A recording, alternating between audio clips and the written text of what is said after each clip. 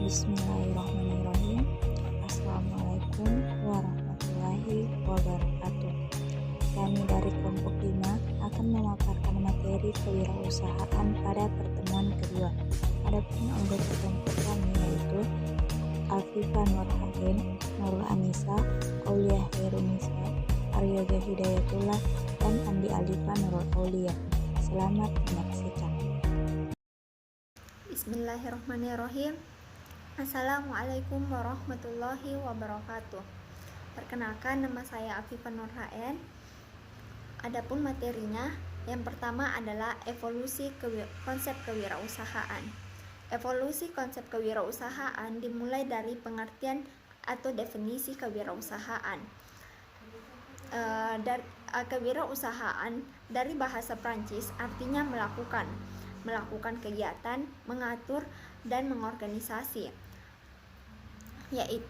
Adapun setelah mengorganisasikan, langkah berikutnya adalah kembali membaca sejarah kewirausahaan, di mana Richard Cantillon mengemukakan kewirausasahaan merupakan kegiatan yang mengandung resiko dalam ekonomi dengan wirausahaan, di mana di Prancis para wirausahaan mengambil resiko dan mentransformasikan berbagai sumber daya. Nah, adapun definisi baru mengenai kewirausahaan yaitu kegiatan kerja yang berbeda dengan kegiatan rutin dan terjadi dalam aspek kepemimpinan, berupa pengambilan inisiatif, pengorganisasian kembali, dan pengambilan resiko dari kemungkinan gagal. Hal tersebut membuat inovator, penggerak pembangunan yang dapat mengubah peluang menjadi ide yang dapat dijual, dan peningkatan nilai tambah melalui efisiensi waktu, tenaga kerja, uang, dan peningkatan keterampilan. Dapat menciptakan katalis yang agresif untuk perubahan bisnis dan pertumbuhan ekonomi dunia. Inilah saya Nurul Anissa akan membawakan materi tentang mitos tentang kewirausahaan dan pendekatan konsep kewirausahaan.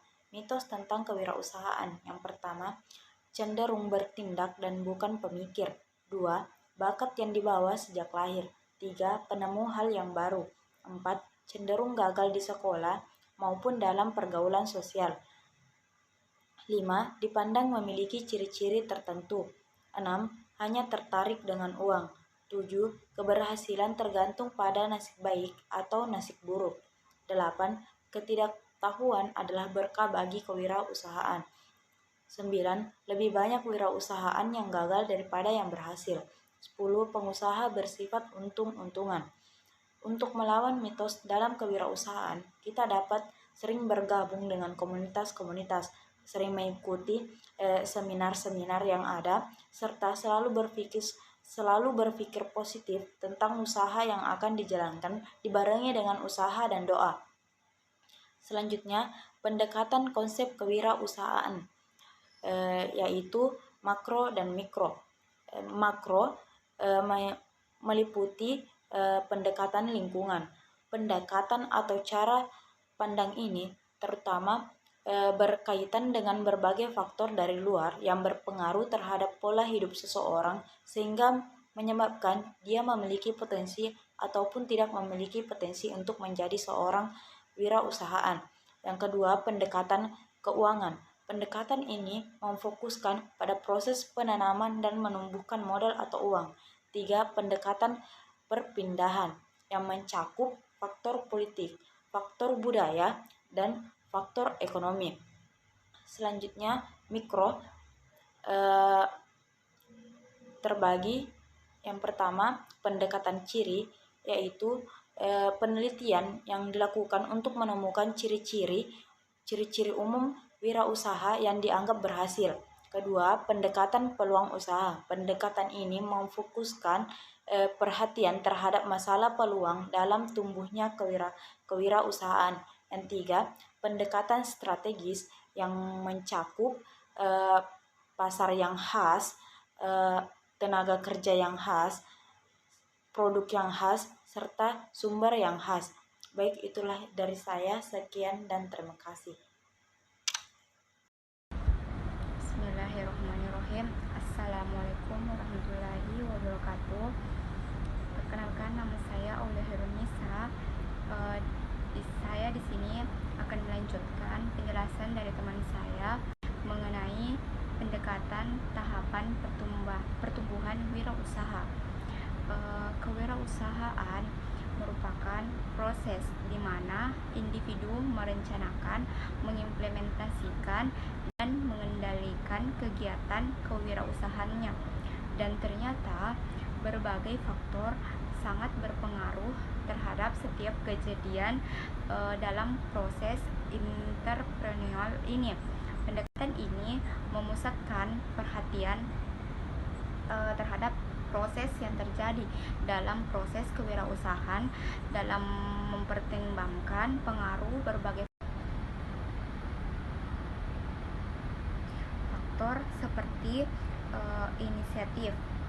Seorang atau sekelompok orang mengambil inisiatif untuk menjalankan usahanya seperti organisasi. Berbagai jenis sumber yang dikumpulkan atau diorganisasikan dalam rangka untuk mencapai tujuan usaha tersebut. Yang kedua, yang selanjutnya itu pengaturan menjalankan. Yang ketiga yaitu pengaturan. Pengaturan, pihak yang berinisiatif tadi menjalankan pengaturan terhadap organisasi usaha. Yang keempat yaitu otonomi. Otonomi, pemegang inisiatif ini memiliki kebebasan tertentu untuk menggunakan maupun mengalokasikan sumber-sumber yang ada. Yang kelima yaitu resiko. Keberhasilan ataupun kegagalan usaha yang dijalankan juga ditanggung oleh karyawan. Nah, perkembangan usaha mengikuti 4 tahapan, yaitu tahapan munculnya gagasan atau inovasi, yang kedua itu tahapan munculnya unsur pemicu, tahapan implementasi, dan tahapan tumbuh. Pada setiap tahapan dari pertumbuhan usaha terdapat berbagai faktor yang mempengaruhi, seperti yang ditunjukkan pada skema PowerPoint. Mungkin itu saja penjelasan singkat dari saya. Penjelasan selanjutnya akan dilanjutkan oleh rekan saya. Sekian, wassalamualaikum warahmatullahi wabarakatuh. Baik, bismillahirrahmanirrahim. Assalamualaikum warahmatullahi wabarakatuh. Rabbi syrah li sadri wa yassir li amri wahlul 'uqdatam min lisani yafqahu qawli. Jadi langsung saja saya akan mau menjelaskan mengenai tentang pendekatan perspektif kewirausahaan. Nah, di sini sebelumnya ada teman kelompok saya ada yang menjelaskan tentang evaluasi konsep kewirausahaan.